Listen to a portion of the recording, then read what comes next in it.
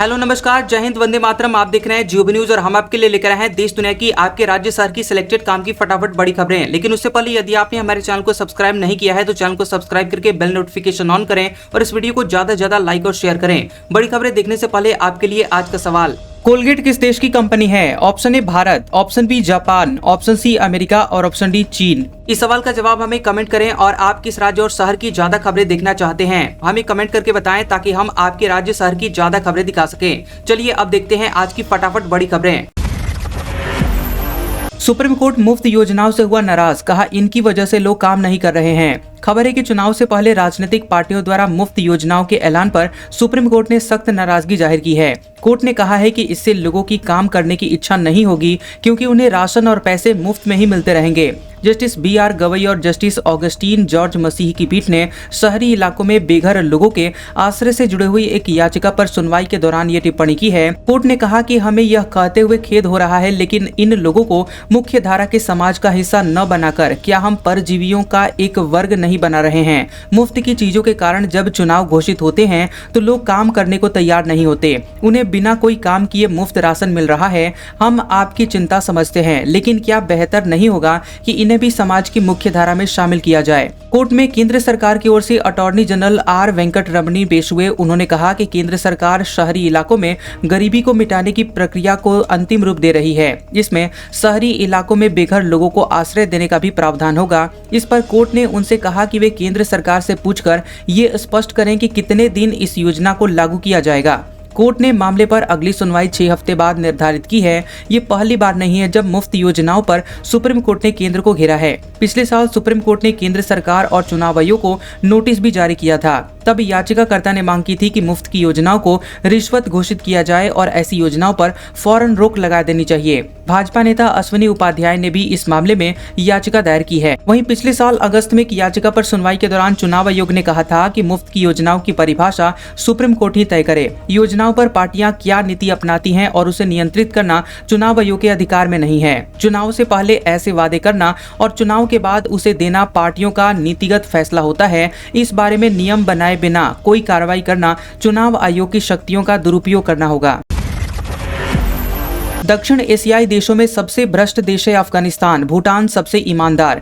खबर है कि दक्षिण एशियाई देशों में भूटान सबसे ईमानदार देश है। ये जानकारी भ्रष्टाचार धारणा सूचकांक CPI की 2024 की रिपोर्ट में सामने आई है। भूटान को खुशहाल देश का भी गौरव प्राप्त है। ट्रांसपेरेंसी इंटरनेशनल की ओर से संकलित रिपोर्ट में दक्षिण एशियाई देश अफगानिस्तान को सबसे भ्रष्ट देश बताया गया है। अफगानिस्तान में तालिबान सरकार आने के बाद से इसकी रैंकिंग और ज्यादा खराब हो गई है। रिपोर्ट में भारत और मालदीव का स्थान 96 है, जो कि दक्षिण एशियाई देशों में अच्छी रैंकिंग है। दक्षिण एशिया में कुल 8 देश हैं, जिनमें भूटान 100 में से 72 अंकों के साथ सबसे ईमानदार है। भूटान 180 देशों में 15वें स्थान पर है। इसके बाद भारत और मालदीव हैं, जिनको 38 अंक मिले हैं और 96 स्थान पर हैं। नेपाल 34 अंकों के साथ 107, श्रीलंका 32 अंकों के साथ 121वें नंबर पर है।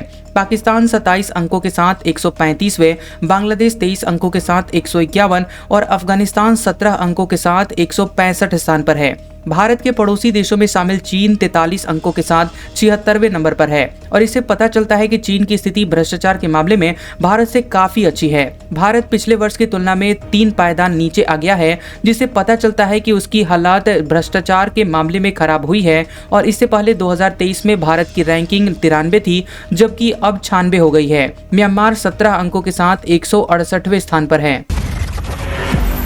चीन की 36 प्रतिबंधित ऐप्स की भारत में हुई वापसी, बदले गए इसके नाम। खबर है कि भारत सरकार ने 2020 में 267 चीनी एप्लीकेशंस पर प्रतिबंध लगा दिया था, लेकिन अब इनमें से 36 एप्लीकेशंस नए नाम और बदले हुए स्वामित्व के साथ वापस आ चुके हैं। ये ऐप गूगल प्ले स्टोर और एप्पल ऐप स्टोर पर फिर से डाउनलोड के लिए उपलब्ध है। कुछ ने अपना नाम, लोगो या फिर मालिकाना हक बदल दिया है, जबकि कुछ सीधे चीनी कंपनियों द्वारा चलाए जा रहे हैं। ये ऐप गेमिंग, शॉपिंग, मनोरंजन और डेटिंग जैसी कई कैटेगरी में आते हैं। रिपोर्ट के मुताबिक कई ऐप्स ने मामूली बदलाव के साथ वापसी की है। उदाहरण के लिए जेंडर अब आईफोन पर जेंडर फाइल शेयर म्यूजिक नाम से मौजूद है, जबकि ताओबाओ अब मोबाइल ताओबाओ हो गया है। डेटिंग ऐप तंतन ने भी अपना नाम बदलकर तंतन एशियन डेटिंग ऐप कर लिया है। इसके अलावा फैशन ब्रांड शीन ने रिलायंस के साथ साझेदारी कर भारत में दोबारा एंट्री ली है और इसका डेटा भारत में ही स्टोर किया जा रहा है। इन ऐप्स की वापसी से साफ है कि प्रतिबंध लगाना आसान है, लेकिन इसे लागू कर पाना मुश्किल होता है। कई कंपनियों ने भारत, जापान, सिंगापुर, बांग्लादेश और अन्य देशों का पता दिखाकर अपना असली स्वामित्व छिपा लिया है। पबजी मोबाइल को 2020 में बैन किया गया था, लेकिन यह बैटल ग्राउंड मोबाइल इंडिया यानी BGMI नाम से फिर से वापस आ गया। ऐसे क्लोन वर्जन और नाम बदलकर लौटने वाले ऐप्स सरकार के लिए एक बड़ी चुनौती बने हुए हैं। दिल्ली में नई सरकार बनते ही बड़ी कार्रवाई हुई। परिवहन विभाग के 6 अधिकारी हुए गिरफ्तार। खबर है कि दिल्ली में आम आदमी पार्टी के कुर्सी से उतरते ही केंद्रीय जांच ब्यूरो यानी CBI ने बड़ी कार्रवाई करते हुए परिवहन विभाग के 6 अधिकारियों को गिरफ्तार कर लिया है। विभाग ने अधिकारियों पर भ्रष्टाचार और रिश्वत लेने का आरोप लगाया है। सभी को देर शाम मंगलवार को हिरासत में ले लिया गया था और बुधवार सुबह उनको गिरफ्तार कर लिया गया। अधिकारियों ने बताया कि उन्हें विभाग में काफी समय से भ्रष्टाचार की शिकायतें मिल रही थी। अधिकारियों से पूछताछ की जा रही है। जांच एजेंसी के अधिकारियों ने बताया है कि शिकायतों के बाद इनका सत्यापन किया गया है और निगरानी रखी जा रही थी। इस दौरान प्रथम दृष्टया विभिन्न स्तरों पर भ्रष्टाचार के संकेत मिले। जांच पड़ताल के कुछ दिनों बाद अधिकारियों की गिरफ्तारी की गई है और सभी अधिकारी T4, T5 स्तर के हैं। इन पर भ्रष्टाचार की शिकायत सही पाई गई है। अधिकारियों को बुधवार या गुरुवार को कोर्ट में पेश किया जा सकता है और पूछताछ के लिए कोर्ट से हिरासत की मांग की जाएगी। दिल्ली की कोर्ट ने 7 बार महिलाओं को बरी किया। कहा छोटे कपड़े पहनना अपराध नहीं। खबर है कि दिल्ली की कोर्ट ने पिछले साल बार में अश्लील डांस करने और लोगों को परेशान करने के मामले में 7 महिलाओं को बरी कर दिया है। अतिरिक्त मुख्य न्यायिक मजिस्ट्रेट नीतू शर्मा की कोर्ट ने कहा कि छोटे कपड़े पहनना और गानों पर नाचना कोई अपराध नहीं है, भले ही यह सार्वजनिक तौर पर क्यों न हो। कोर्ट ने 4 फरवरी को फैसला सुनाया कि अभियोजन पक्ष साबित करने में विफल रहा है कि मामले में कोई अपराध किया गया था। कोर्ट ने सुनवाई के दौरान कहा कि अब न तो छोटे कपड़े पहनना अपराध है और न ही गानों पर नाचना दंडनीय है, भले ही ये सार्वजनिक रूप से हो। केवल यह तभी होगा जब नृत्य दूसरों के लिए कष्टदायी हो, तब डांस करने वाले को दंडित किया जा सकता है। कोर्ट ने बार प्रबंधक को भी बरी कर दिया, जिस पर धारा 144 के उल्लंघन का और CCTV कैमरे का उचित रखरखाव न करने का भी आरोप था। दरअसल ये मामला पिछले साल का है, जो कि दिल्ली पुलिस के एक सब इंस्पेक्टर की शिकायत पर दर्ज किया गया था। पुलिसकर्मी ने बताया कि उसने गश्त के दौरान देखा था कि कुछ महिलाएं छोटे कपड़े पहनकर अश्लील डांस कर रही थी और इस पर उसने भारतीय दंड संहिता की धारा 294 के तहत मामला दर्ज किया था। वहीं पुलिस कोर्ट में यह साबित करने में विफल रही थी कि महिलाओं का नृत्य किसी को परेशान कर रहा था। वहीं कोर्ट ने कहा कि पुलिस ने कहानी गढ़ी है। अयोध्या श्री राम जन्मभूमि के मुख्य पुजारी आचार्य सत्येंद्र दास का हुआ निधन। लखनऊ PGI में थे भर्ती। खबर है कि उत्तर प्रदेश के अयोध्या में श्री राम जन्मभूमि के मुख्य पुजारी आचार्य सत्येंद्र दास का 85 वर्ष की उम्र में लखनऊ में बुधवार को निधन हो गया। उनका संजय गांधी स्नातकोत्तर आयुर्विज्ञान संस्थान यानी SGPGI में इलाज चल रहा था। अस्पताल प्रशासन की ओर से दास के निधन की पुष्टि की गई। उनको 3 फरवरी को अस्पताल में भर्ती करवाया गया था। स्ट्रोक के बाद उनको न्यूरोलॉजी वार्ड में शिफ्ट किया गया था। उनकी जान ब्रेन हैमरेज की वजह से गई है। आचार्य सत्येंद्र के पार्थिव शरीर को लखनऊ से अयोध्या लाया जाएगा, जहां उनके आश्रम सत्यधाम गोपाल मंदिर में अंतिम दर्शन के लिए रखा जाएगा। अंतिम संस्कार गुरुवार को सरयू नदी के तट पर किया जाएगा। उनके निधन पर मुख्यमंत्री योगी आदित्यनाथ ने शोक जताया। उन्होंने आचार्य के निधन को आध्यात्मिक जगत के लिए अपूरणीय क्षति बताया। बता दें कि आचार्य सत्येंद्र 32 साल से राम जन्मभूमि में मुख्य पुजारी के तौर पर तैनात थे। इंडियाज गॉट टैलेंट को लेकर लेटेस्ट अपडेट। रणबीर इलाहाबादिया की बड़ी मुश्किलें। पूछताछ के लिए मुंबई पहुंची असम पुलिस। खबर है कि जाने माने यूट्यूबर रणबीर इलाहाबादिया ने हाल ही में समय रैना के comedy show India's got talent में माता पिता को लेकर बेहद आपत्तिजनक टिप्पणी की थी, जिसके बाद से विवाद खड़ा हो गया है। रणबीर के खिलाफ असम और मुंबई में कई FIR दर्ज की गई है और माफी मांगने के बावजूद रणबीर की मुश्किल कम होने का नाम नहीं ले रही है। अब असम पुलिस की एक टीम इंडियाज गॉट टैलेंट से संबंधित मामले की जांच करने के लिए मुंबई पहुंच गई है। असम पुलिस के वरिष्ठ अधिकारियों ने पुष्टि की है कि आशीष चलचलानी, जसप्रीत सिंह, अपूर्वा मखीजा, रणबीर इलाहाबादिया, समय रैना और अन्य के खिलाफ अश्लीलता को बढ़ावा देने और अश्लील चर्चा में शामिल होने के आरोप में FIR करने के बाद असम पुलिस की एक टीम मुंबई गई है और इस मामले में अब रणबीर और समय से पूछताछ हो सकती है। बता दें कि हाल ही में मुंबई पुलिस ने रणबीर और समय के खिलाफ समन जारी किया है। बियर बाइसेप्स के नाम से मशहूर रणबीर ने कॉमेडियन समय रैना के शो इंडियाज गॉट टैलेंट के एक एपिसोड में ने एक प्रतियोगी से अमर्यादित सवाल पूछा था। उन्होंने कहा था कि क्या आप अपने माता पिता को जीवन भर हर दिन संबंध बनाते देखना पसंद करेंगे या एक बार शामिल होकर इसे हमेशा के लिए बंद कर देंगे। इसी टिप्पणी की एक क्लिप सोशल मीडिया पर वायरल हो गई, जिसके बाद उन्हें लगातार आलोचनाओं का सामना करना पड़ रहा है। विराट कोहली ने रचा इतिहास, इंग्लैंड के खिलाफ 4000 अंतर्राष्ट्रीय रन बनाने वाले पहले भारतीय बल्लेबाज बने। खबर है कि भारतीय क्रिकेट टीम के दिग्गज बल्लेबाज विराट कोहली ने इंग्लैंड क्रिकेट टीम के खिलाफ सीरीज के तीसरे वनडे के दौरान 52 रन की पारी खेली। इस बीच कोहली ने इस टीम के खिलाफ अंतर्राष्ट्रीय क्रिकेट में अपने 4000 रन पूरे कर लिए। वह इंग्लैंड के विरुद्ध खेल के सभी प्रारूप को मिलाकर 4000 रन बनाने वाले पहले भारतीय बल्लेबाज बन गए हैं। बता दें कि विराट कोहली अब इंग्लैंड के खिलाफ 4000 अंतर्राष्ट्रीय रन बनाने वाले विश्व के कुल छठे बल्लेबाज बने हैं। उनसे पहले ऑस्ट्रेलिया के Don Bradman 5028 run, Allan Border 4850, Steve Smith 4815, Ricky Ponting 4141 और वेस्ट इंडीज के वीव रिचर्ड 4488 रन बनाकर ऐसा मुकाम हासिल कर चुके हैं। भारतीय बल्लेबाजों में इंग्लैंड के खिलाफ कोहली के बाद सचिन तेंदुलकर ने 48.65 की औसत के साथ 3990 अंतर्राष्ट्रीय रन बनाए थे। एप्सिलॉन समूह बैटरी सामग्री निर्माण के लिए कर्नाटक में लगाएगी फैक्ट्री, जान लीजिए कितना कर रही है निवेश। खबर है कि देश में इलेक्ट्रॉनिक वाहनों को बढ़ावा देने के लिए एप्सिलॉन समूह ने कर्नाटक में ईवी बैटरी परीक्षण और उन्नत सामग्रियों के निर्माण और अनुसंधान प्लांट स्थापित करने की घोषणा की है और इसे विकसित करने में 15,350 करोड़ रुपए निवेश करने की योजना है। कंपनी ने बताया है कि इसको लेकर बेंगलुरु में इन्वेस्ट कर्नाटक शिखर सम्मेलन में कर्नाटक सरकार के साथ एक समझौता ज्ञापन यानी MOU पर हस्ताक्षर किए गए हैं। यह निवेश अगले 10 सालों में योजनाबद्ध खर्च कर इलेक्ट्रिक वाहन पारिस्थितिकी तंत्र को बढ़ावा देते हुए हजारों नौकरियां पैदा करेगा और एडवांस बैटरी तकनीक के केंद्र के रूप में देश की स्थिति को मजबूत करेगा। इस योजना में ग्रेफाइट एनोड निर्माण प्लांट के लिए 9000 करोड़ रुपए और LFP कैथोड निर्माण प्लांट के लिए 6000 करोड़ रुपए खर्च होंगे। बैटरी सामग्री और बैटरी परीक्षण अनुसंधान एवं विकास और प्रशिक्षण के लिए 3500 करोड़ रुपए का निवेश किया जाएगा। बता दें कि एप्सिलॉन समूह अपनी सहायक कंपनियों एप्सिलॉन एडवांस्ड मटेरियल्स और एप्सिलॉन CAM के साथ टिकाऊ और उच्च प्रदर्शन वाली ग्रेफाइट एनोड और lithium iron phosphate LFP cathode battery सामग्री का निर्माण करेगा। इसके साथ inspire energy research centre EV battery सामग्री और बैटरी निर्माताओं के लिए अनुसंधान एवं विकास, परीक्षण और प्रशिक्षण पर ध्यान केंद्रित करेगा। समूह स्थानीय रूप से उत्पादित उच्च प्रदर्शन सामग्री के साथ भारतीय बैटरी निर्माताओं की जरूरतों को पूरा करेगा।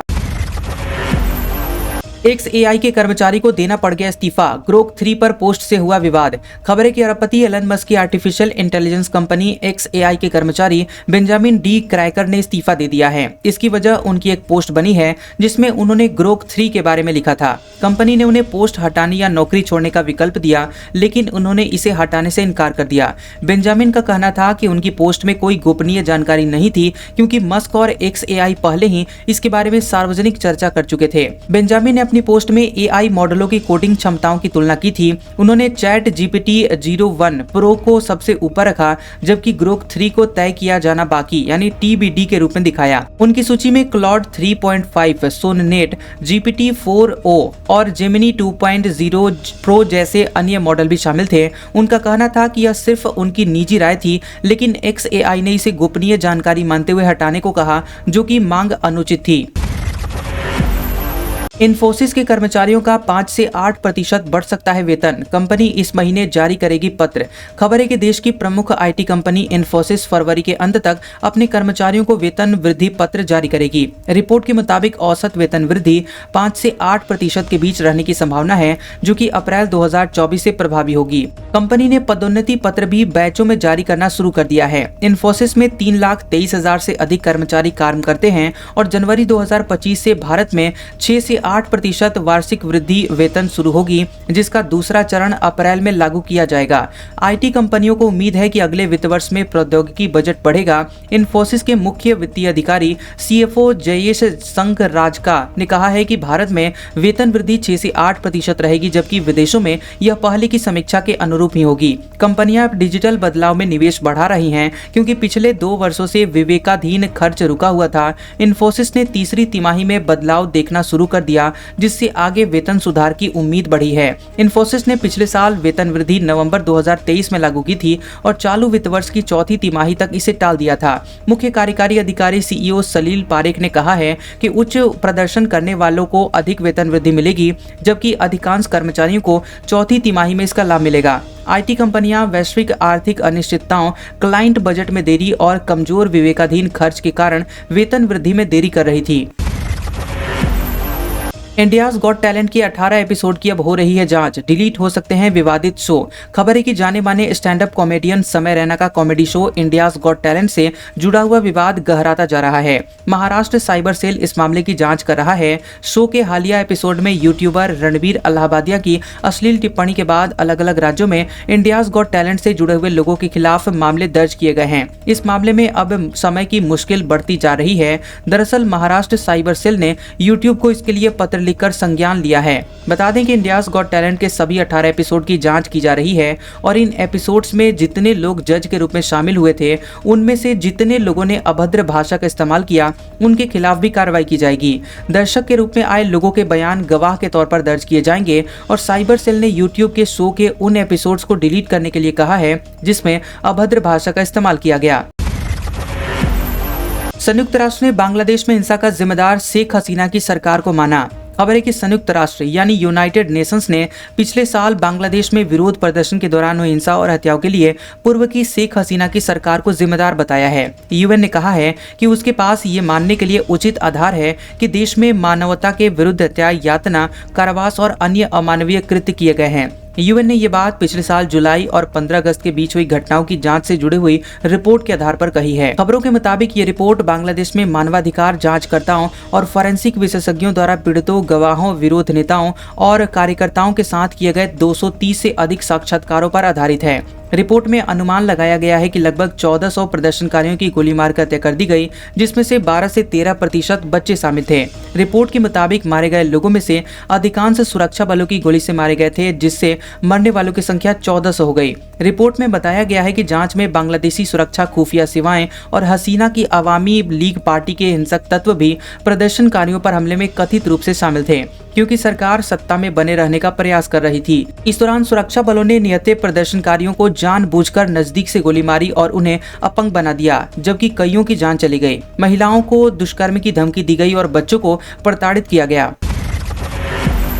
फ्रांस में प्रधानमंत्री मोदी ने मार्सिले में महावाणिज्य दूतावास का किया उद्घाटन। खबर है कि फ्रांस के 2 दिवसीय दौरे पर पहुंचे प्रधानमंत्री मोदी ने बुधवार को देश के दूसरे सबसे बड़े शहर मार्सिले में महावाणिज्य दूतावास का उद्घाटन किया। इस मौके पर उनके साथ राष्ट्रपति इमैनुअल मैक्रो भी मौजूद थे। दोनों नेताओं ने संयुक्त रूप से बटन दबाकर दूतावास कार्यालय के शिलापट्ट से पर्दा हटाया। इस दौरान कई लोग भारत और फ्रांस के झंडे लिए हुए थे और नारे लगा रहे थे। उद्घाटन के बाद मोदी और मैक्रो भीड़ के बीच पहुंचे। मार्सिले कई मायनों में भारत के लिए बेहद खास है, क्योंकि यहाँ पर उन भारतीय सैनिकों की समाधि है जो प्रथम और द्वितीय विश्व युद्ध के दौरान शहीद हो गए थे।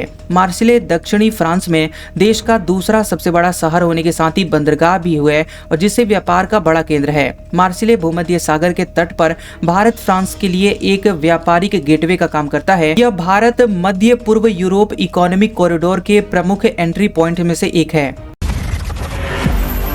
बेंजामिन नेतन्याहू बोले, शनिवार तक हमास बंधक छोड़े, नहीं तो युद्ध विराम खत्म, सैनिकों की छुट्टियां रद्द। खबर है कि इजराइल हमास के बीच जारी युद्ध विराम पर खतरा मंडरा रहा है। इजरायली प्रधानमंत्री बेंजामिन नेतन्याहू ने चेतावनी दी है कि अगर हमास 15 फरवरी तक सभी बंधक रिहा नहीं करता है तो युद्ध विराम खत्म हो जाएगा और इजरायली सैनिक गाजा में भीषण युद्ध शुरू कर देंगे। इस बीच इजराइल ने सभी रिजर्व सैनिकों को वापस बुला लिया है और गाजा से सटी हुई सीमा के पास सैनिकों की तैनाती भी बढ़ा दी है। नेतन्याहू ने सुरक्षा कैबिनेट के साथ करीब 4 घंटे बैठक की। इसके बाद उन्होंने कहा कि हमास युद्ध विराम का उल्लंघन कर हमारे बंधकों को रिहा करने से इनकार कर रहा है। मैंने सेना को गाजा पट्टी के आसपास सैनिकों की संख्या बढ़ाने का आदेश दिया है। अगर हमास ने शनिवार तक बंधकों को रिहा नहीं किया तो युद्ध विराम खत्म हो जाएगा। हमारी सेना फिर से जंग शुरू कर देगी और ये तब तक चलेगी जब तक हमास का सफाया नहीं हो जाता। इस बीच इजराइल ने अपने सभी सैनिकों की छुट्टियां रद्द कर दी हैं और रिजर्व सैनिकों को भी बुलाया गया है।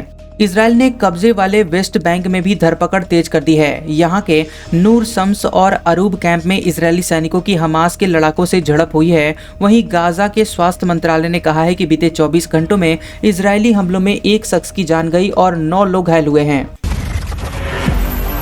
पूर्व राष्ट्रपति प्रणब मुखर्जी के बेटे अभिजीत की कांग्रेस में हुई वापसी, 4 साल टीएमसी में रहे। खबर है कि पूर्व राष्ट्रपति प्रणब मुखर्जी के बेटे अभिजीत मुखर्जी की घर वापसी हो गई है। उन्होंने 4 साल तृणमूल कांग्रेस में बिताने के बाद कांग्रेस में वापसी की है। बुधवार को पश्चिम बंगाल में कांग्रेस मुख्यालय विधान भवन में राज्य पार्टी इकाई के पर्यवेक्षक गुलाम अहमद मीर और प्रदेश अध्यक्ष शुभंकर सरकार की मौजूदगी में 65 वर्षीय अभिजीत कांग्रेस में शामिल हुए हैं। वहीं पूर्व लोकसभा सांसद अभिजीत 2021 में विधानसभा चुनाव के बाद कांग्रेस छोड़कर टीएमसी में चले गए थे। अभिजीत पेशे से इंजीनियर हैं और राजनीति में आने से पहले उन्होंने कॉरपोरेट फर्मों के साथ काम किया है। वर्ष 2012 में जब अभिजीत के पिता और कांग्रेस के वरिष्ठ नेता प्रणब मुखर्जी चुने गए थे तो अभिजीत ने जंगीपुर से लोकसभा का चुनाव लड़ा था और जीता था। 2014 में हुए लोकसभा के चुनाव में भाजपा की लहर के बाद भी अभिजीत ने अपनी जीत बरकरार रखी। हालांकि 2019 के चुनाव में वे टीएमसी के खलीलुर रहमान से हार गए थे। केरल के सरकारी नर्सिंग कॉलेज में रैगिंग का खौफनाक मामला, प्राइवेट पार्ट पर लटकाए डंबल। खबर है कि केरल में कोट्टयम जिले के सरकारी नर्सिंग कॉलेज में रैगिंग का खौफनाक मामला सामने आया है। यहां पर 3 जूनियर छात्रों को प्रताड़ित करने के आरोप में 5 सीनियर छात्रों को गिरफ्तार किया गया है और तिरुवनंतपुरम के रहने वाले हैं। उनको पिछले 3 महीने से रैगिंग के नाम पर प्रताड़ित किया जा रहा था। वहीं पुलिस ने शिकायत के बाद 5 को एंटी रैगिंग अधिनियम के तहत गिरफ्तार किया है। दरअसल पुलिस ने बताया है कि पीड़ितों ने कोट्टयम गांधीनगर पुलिस में एक औपचारिक शिकायत दर्ज करवाई है, जिसमें 3 महीने तक जारी रही हिंसक घटनाओं का विवरण दिया गया है। छात्रों ने अपनी शिकायत में बताया है कि नवंबर 2024 में उनके साथ रैगिंग शुरू हुई थी, जिसमें सीनियर छात्रों ने उनको नग्न अवस्था में खड़ा किया और उनके प्राइवेट पार्ट पर भारी डंबल लटकाए। वहीं सीनियर छात्रों ने उनकी वीडियो बनाई और उनको नकीले कंपास से घायल किया, जिस पर लोशन भी लगाया गया। वहीं छात्रों ने पुलिस को बताया है कि वे चोट पर लोशन लगाते थे और जब छात्र चिल्लाते थे तो उनके मुंह पर लोशन लगा देते थे। सीनियर शराब पीने के लिए जूनियर छात्रों से पैसे लेते थे और पैसे न देने पर पीटते थे। उन्हें धमकी दी थी कि अगर उन्होंने शिकायत की तो गंभीर परिणाम भुगतने होंगे और शैक्षणिक भविष्य भी खतरे में पड़ जाएगा। जब एक छात्र इसे सहन नहीं कर सका तो उसने अपने पिता को बताया। पूर्व कांग्रेस सांसद सज्जन कुमार 1984 में हुए सिख दंगों के दोषी करार दिए गए। खबर है कि दिल्ली की एक कोर्ट में 1984 में हुए सिख विरोधी दंगों के दौरान सरस्वती विहार की एक घटना के लिए कांग्रेस के पूर्व सांसद सज्जन कुमार को दोषी बताया गया है। दरअसल कोर्ट ने सज्जन को दंगों के दौरान 2 सिखों को जिंदा जलाने वाली भीड़ का नेतृत्व करने का दोषी माना है। सज्जन की सजा पर 18 फरवरी को बहस होगी। बता दें कि दंगे के दौरान सरस्वती विहार में जसवंत सिंह और उनके बेटे तरुणदीप सिंह की हत्या हुई थी। जानकारी के मुताबिक तत्कालीन प्रधानमंत्री इंदिरा गांधी की हत्या के बाद दिल्ली में भड़की सिखों के खिलाफ हिंसा में 1 नवंबर 1984 को सरस्वती विहार इलाके में बड़ा कांड हुआ था। यहाँ भीड़ ने जसवंत सिंह और तरुणदीप सिंह को जिंदा जला दिया था और आरोप था कि हिंसक भीड़ का नेतृत्व सज्जन कुमार ने किया था। अभी सज्जन कुमार दंगे के एक अन्य मामले में तिहाड़ जेल में उम्र कैद की सजा काट रहे हैं। पेरिस सीईओ फोरम में फ्रांसीसी कारोबारियों से नरेंद्र मोदी बोले, भारत में निवेश का सही समय। खबर है कि फ्रांस की राजधानी पेरिस में 14वें भारत फ्रांस सीईओ फोरम को संबोधित करते हुए प्रधानमंत्री नरेंद्र मोदी ने फ्रांसीसी कारोबारियों को भारत आने का न्योता दिया। मोदी ने कहा कि भारत आने का यह सही समय है। सबकी प्रगति भारत की प्रगति से जुड़ी है। इसका एक उदाहरण एविएशन सेक्टर में दिखा, जब भारतीय कंपनियों ने विमानों के बड़े ऑर्डर दिए। जब हम 120 नए एयरपोर्ट खोलने जा रहे हैं तो आप खुद भविष्य की संभावनाओं की कल्पना कर सकते हैं। मोदी ने कहा कि आप सभी पिछले दशक में भारत के परिवर्तनों से परिचित हैं। हमने स्थिर और पूर्वानुमानित नीति का एक पारिस्थितिकी तंत्र स्थापित किया।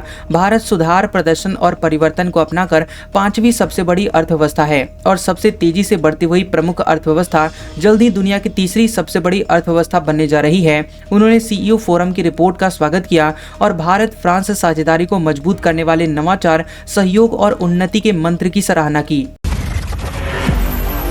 मणिपुर का अगला मुख्यमंत्री कौन होगा? भाजपा में बैठकों का दौर जारी, क्या लगेगा राष्ट्रपति शासन? खबर है कि मणिपुर के अगले मुख्यमंत्री को लेकर अभी तक कोई भी फैसला नहीं हो सका है। भाजपा के पूर्वोत्तर प्रभारी संबित पात्रा लगातार बैठकें कर रहे हैं, लेकिन किसी चेहरे को लेकर अभी तक सहमति नहीं बन पा रही है।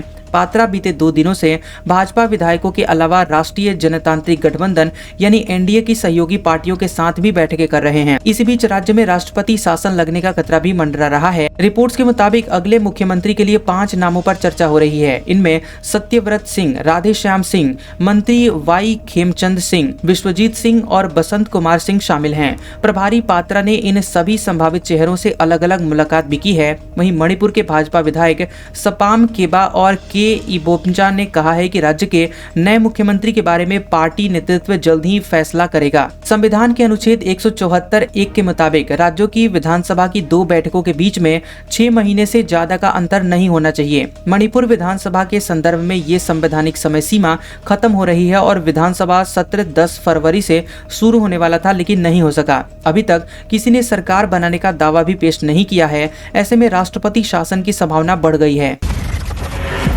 संविदा कर्मियों को 50% आरक्षण नहीं मिला। शिक्षक भर्ती परीक्षा के नियम पुरानी नीति से बना दिए। आयु सीमा में छूट भी नहीं मिली। खबर है कि मध्य प्रदेश में 20 मार्च को होने वाली शिक्षक भर्ती परीक्षा को लेकर बड़ा विवाद हो गया है। इस परीक्षा में संविदा कर्मचारियों को मिलने वाले 50% आरक्षण और आयु सीमा में 5 वर्ष की छूट को नजरअंदाज कर दिया गया। दरअसल स्कूल शिक्षा विभाग ने 5 जून 2018 की संविदा नीति को आधार बनाकर नियम बनाए हैं, जबकि संविदा नीति 2023 में संविदा कर्मियों को 50% आरक्षण और आयु सीमा में 5 वर्ष की छूट देने का प्रावधान है। नई संविदा नीति को नजरअंदाज करने से लगभग 20,000 संविदा कर्मचारी परीक्षा के लिए आवेदन नहीं कर पा रहे हैं। प्रभावित कर्मचारियों ने कस्तूरबा गांधी विद्यालय की शिक्षाएं, बालिका छात्रावास की सहायक वार्डन, बीआरसी और बीएससी भी शामिल हैं। सभी प्रभावित कर्मचारी डीएड, बीएड सहित आवश्यक योग्यता रखते हैं। अब ये लोग हाईकोर्ट जाने की तैयारी कर रहे हैं। इलेक्ट्रिक वाहनों के लिए 200 करोड़ रुपए की सब्सिडी। राजस्थान सरकार इलेक्ट्रिक वाहन नीति 2022 के तहत देगी सहायता। आपको बता दें कि राजस्थान सरकार इलेक्ट्रिक वाहनों को बढ़ावा देने के लिए 200 करोड़ रुपए ई व्हीकल प्रमोशन फंड लेकर आई है। ये सहायता राज्य की इलेक्ट्रिक वाहन नीति 2022 के तहत दी जाएगी। इसके तहत 1 सितंबर 2022 से खरीदे गए और राजस्थान में पंजीकृत इलेक्ट्रिक वाहनों पर स्टेट जीएसटी की राशि का रिफंड और एकमुश्त अनुदान मिलेगा। हालांकि ये सुविधा केवल उन्हीं वाहनों पर लागू होगी जो कि राजस्थान से ही खरीदे गए हैं।